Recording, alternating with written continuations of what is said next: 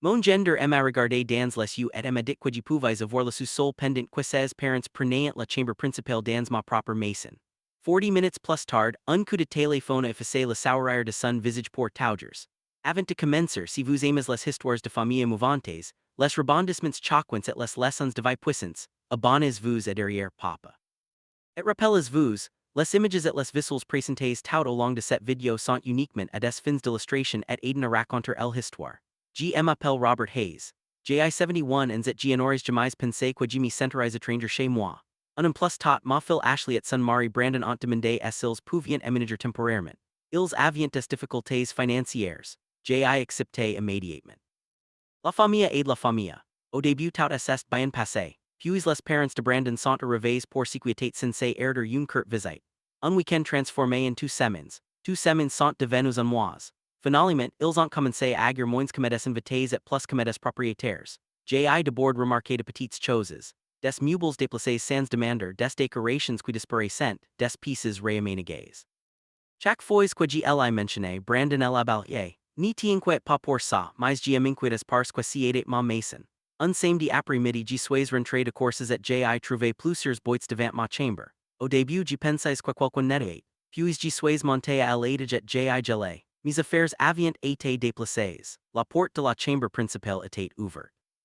À l'intérieur, les parents de Brandon débalaient leurs vêtements dans mon placard. Je suis resté là sans voix. Puis Brandon est entré dans le couloir avec un sourire comme si c'était tout à fait normal. Bonne nouvelle est-il dit. Mes parents seront plus à l'aise ici. Je les regardais fixement. De quoi parles-tu? Il a pointé vers le sous-sol. Vous pouvez prendre la chambre en bas. Pendant une seconde, j'ai honnêtement pensé qu'il plaisantait. Ashley si tenait à proximité, les larmes aux yeux. Elle avait l'air honteuse mais elle n'y disait rien. Absolument rien. Le silence blesse presque autant que les mots de Brandon. Tout le monde attendait ma réaction. Ils s'attendaient à des cris de la colère une dispute. Au lieu de cela j'ai haché la tête doucement, je me suis retourné, je suis sorti et j'ai passé un seul coup de téléphone. 40 minutes plus tard, un véhicule s'est arrêté dans l'allée. Au moment où Brandon a vu qui est sorti, son sourire confiant a complètement disparu. Brandon s'y tenait prise de la vitre avant en regardant le véhicule entrer dans l'allée. Au début il avait l'air confus, puis le chauffeur est sorti avec un dossier. Le sourire disparut immédiatement du visage de Brandon. Ses parents ont arrêté de déballer à l'aide et sont descendus pour voir ce qui s'y passait. Ashley avait l'air nerveux, très nerveux. Pendant ces temps, je me suis assis calmement sur ma chaise préférée et j'ai attendu. El homme qui est arrivé n'était pas un policier. Il n'était pas avocat non plus. Si était un consultant immobilier avec qui j'ai avais travaillé pendant des années. Quelqu'un qui connaissait chaque data lié à la maison, chaque document, chaque accord, chaque signature. Le consultant est entré à l'intérieur et immaculé parlement. Puis il a ouvert le dossier. Brandon est derrière. Cela semble un peu dramatique. Personne n'arrive avec lui. Le consultant a placé plusieurs documents sur la table à manger. Puis il a commencé à expliquer quelque chose que Brandon n'y savait clairement pas. Quand Ashley et Brandon ont aménagé chez moi, certaines conditions écrites avaient été créées pour protéger toutes les personnes impliquées. À l'époque, personne n'y est opposé, personne n'y est plainte. Tout le monde était d'accord parce que tout le monde comprenait que la maison m'appartenait. Au du moins ils l'ont compris à l'époque. Le consultant a glissé le premier document sur la table, les yeux d'Ashley s'écarquilleront. Elle s'en souvint immédiatement. Brandon n'y l'a pas fait, pas avant de voir vu sa propre signature. Puis son expression changea rapidement. Le document indiquait clairement que les invités séjournant dans la maison n'y pouvaient pas prendre possession des chambres, modifier les conditions devant retirer le propriétaire de toute zone de la propriété sans autorisation. La pièce devint silencieuse. Le père de Brandon abaissa lentement les papiers. Sa mère complètement arrêté de parler. Pour la première fois de l'après-midi, plus personne n'y semblait confiant. Puis le consultant a révélé une autre page. Une page à laquelle personne n'y s'attendait. Et au moment où Brandon a lu le premier paragraphe, ses mains ont commencé à trembler. Parce que soudain il s'est rendu compte que cette situation n'y concernait pas une chambre à coucher. Il s'agissait de quelque chose de beaucoup plus grand. Quelque chose qui pourrait changer complètement son avenir. Brandon a attrapé le duxem document et elle a lu du fois, puis une troisième fois. La confiance qu'il avait portée tout l'après-midi a complètement disparu. Ses parents s'y penchant par-dessus son épaule pour essayer de comprendre ce qu'il avait tant bouleversé. Ashley avait déjà l'air pâle. Elle semblait s'y souvenir des éléments de l'accord avant tout le monde. Le document expliquait que l'arrangement devait être temporaire et conditionnel. Si ces conditions étaient violées, l'accord pourrait être résilié immédiatement. Pas de longs arguments.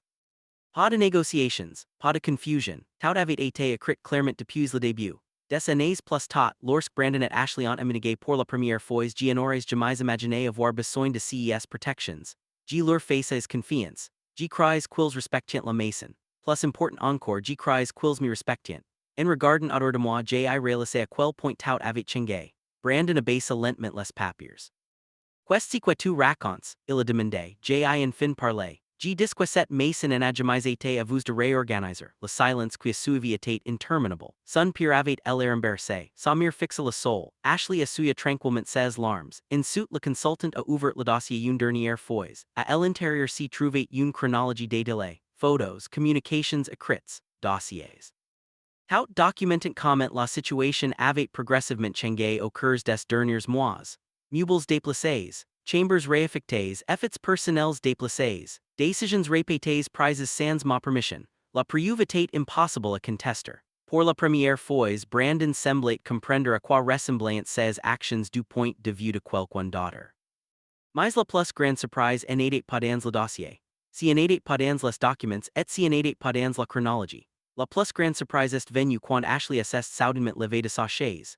Sa voix tremblait mais si quelle dit en suite à changer toute la direction de la conversation, et personne dans cette pièce n'y allait vous venir. Ashley s'y leva et regarda directement Brandon.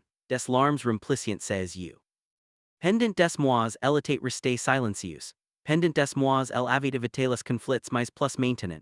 Si elle est trop loin a-t-elle déclaré, la pièce devint silencieuse. Brandon avait l'air stupéfait. Ses parents avaient l'air tout aussi choqués. Ashley prit une profonde inspiration. Puis elle admise quelque chose qui surprise tout le monde. Elle était en désaccord avec la décision de la chambre depuis le début. Elle savait que ci était mal. Elle savait que son père ne la méritait pas, mais elle est restée silencieuse parce qu'elle avait peur de créer plus de conflits familiaux. Maintenant, elle le regrettait. Chaque seconde de ça, Brandon baissa la terre. Pour la première fois, personne n'y a défendu pas même ses propres parents. Puis quelque chose d'inattendu s'est produit. Son père s'y levait parla. Robert mérite cette chambre, des mots simples mais puissants. En une heure, la chambre principale était exactement comme avant. Mes affaires ont été rendues. Les meubles ont été déplacés et la maison est en fin senti à nouveau comme la maison. Quelques semaines plus tard, Brandon et Ashley ont trouvé un logement à eux. Pas parce que je les ai forcés à partir, parce qu'ils ont compris qu'il était temps. Avant de déménager, Brandon s'est excusé, de vraies excuses. Le genre qui vient en fin de comprendre les dommages que vous avez causés. Avec le recul, cet appel téléphonique n'était pas une question de vengeance. C'était une question de respect. Parfois les gens oublient les limites jusqu'à ce qu'on leur rappelle où s'y trouvent ces limites. Si cette histoire vous a dit quelque chose, laissez un commentaire ci-dessous et partagez vos réflexions. Et si vous avez aimé cette histoire, partagez-la avec quelqu'un qui croit que le respect ne devrait jamais disparaître au sein d'une famille. En oubliez pas non plus que les images et les visuels présentés tout au long de cette vidéo sont uniquement à des fins d'illustration et aidant à raconter l'histoire. Merci de regarder derrière papa. Prenez soin de votre famille, protégez votre dignité et souvenez-vous de cette leçon.